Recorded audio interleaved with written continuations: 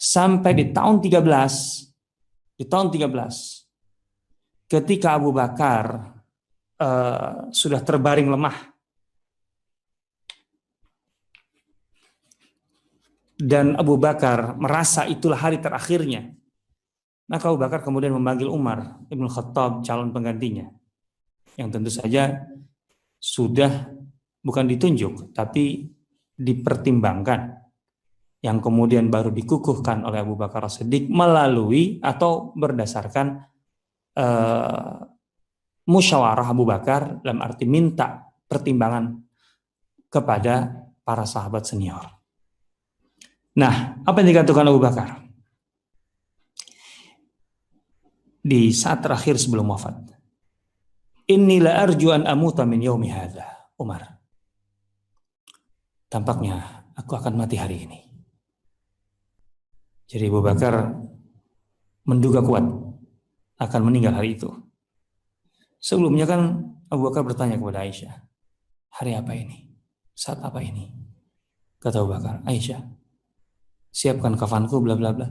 Rasanya hari ini aku akan berjumpa dengan Rasulullah. Fa in ana mittu fala tumsiyanna hatta tanduban nas ma'al musanna. Jika aku mati hari ini, maka jangan sampai tunggu matahari terbenam, Umar. Jangan tunggu sampai malam tiba. Artinya langsung juga. Jangan sibuk ngurusin aku dulu. Udah, asalnya. Tapi yang pertama kali engkau lakukan, engkau persiapkan adalah kerahkan orang-orang, pasukan kita bersama Musanna.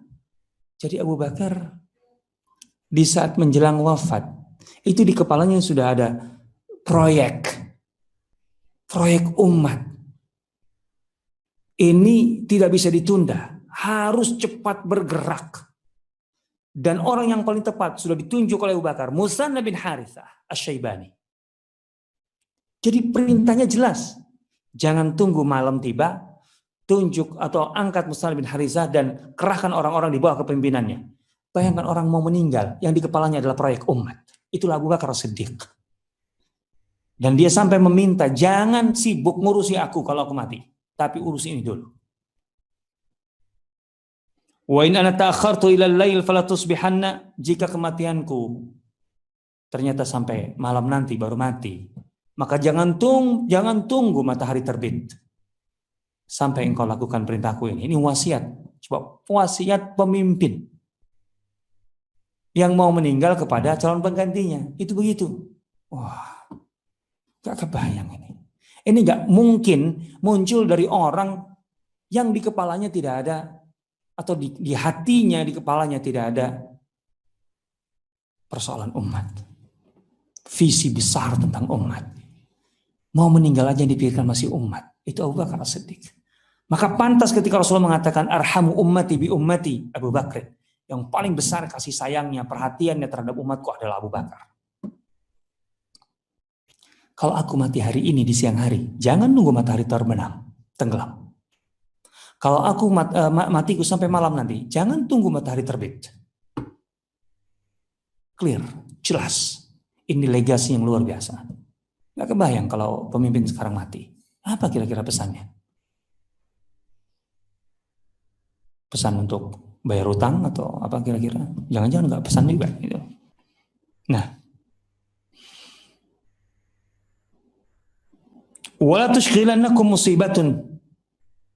Jangan sampai kalian mengabaikan, terlambat tadi melaksanakan perintahku gara-gara kalian menimbang musibah kematianku ini. Wa in azumat an amri dinikum. Sebesar apapun musibah yang menimpa kalian, kematianku ini, kalaupun kalian anggap seberapa besar pun, tapi jangan sampai mengabaikan kalian dari perhatian kalian terhadap urusan agama kalian.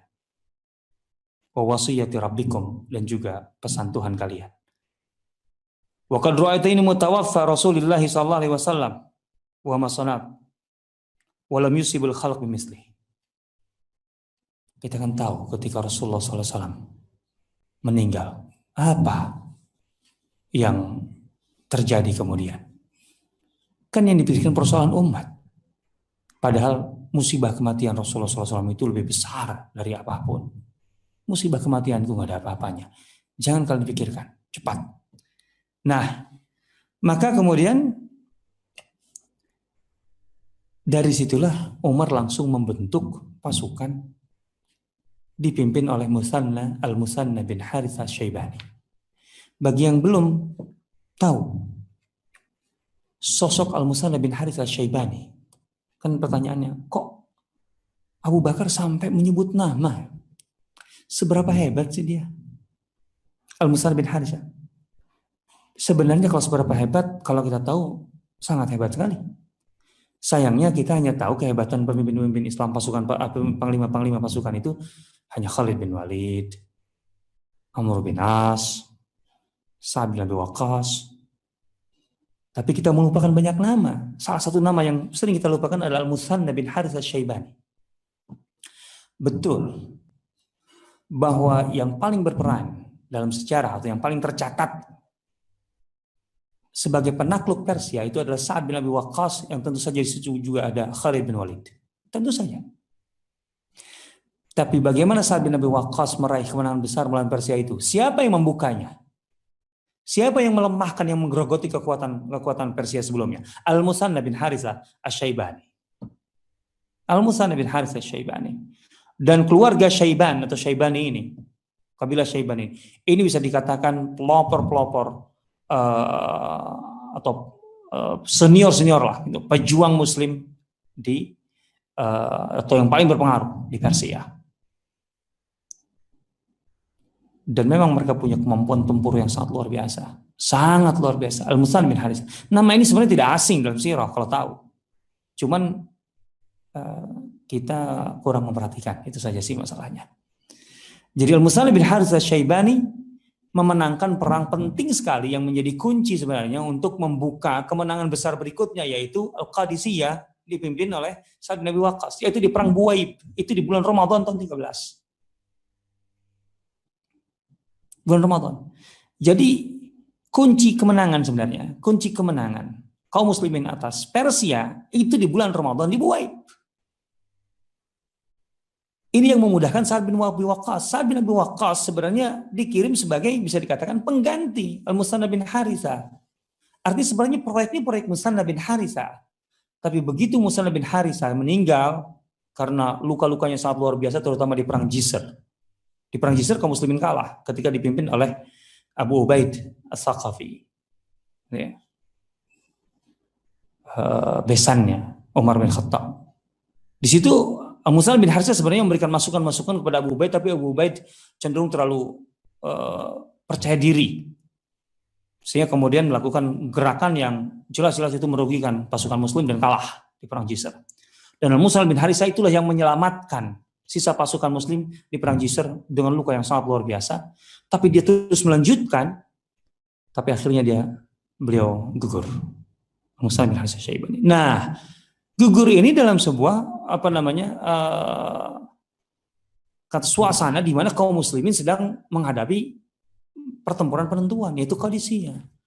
Disitulah Sa'ad bin Abi Waqqas dikirim. Jadi Sa'ad bin Abi Waqqas itu dikirim oleh Umar bin Khattab sebagai pengganti. Memang otomatis pengganti Musanna bukan orang sembarangan, tapi artinya Musanna itu memberikan jalan yang sangat luar biasa. Dan bukan sekedar Musanna bin Harithah. Sa'ad bin Abi Waqqas, kan ini terjadi beberapa bulan berikutnya, itu menikahi istri Musanna bin Harithah, janda Musanna bin Harithah Syaibani.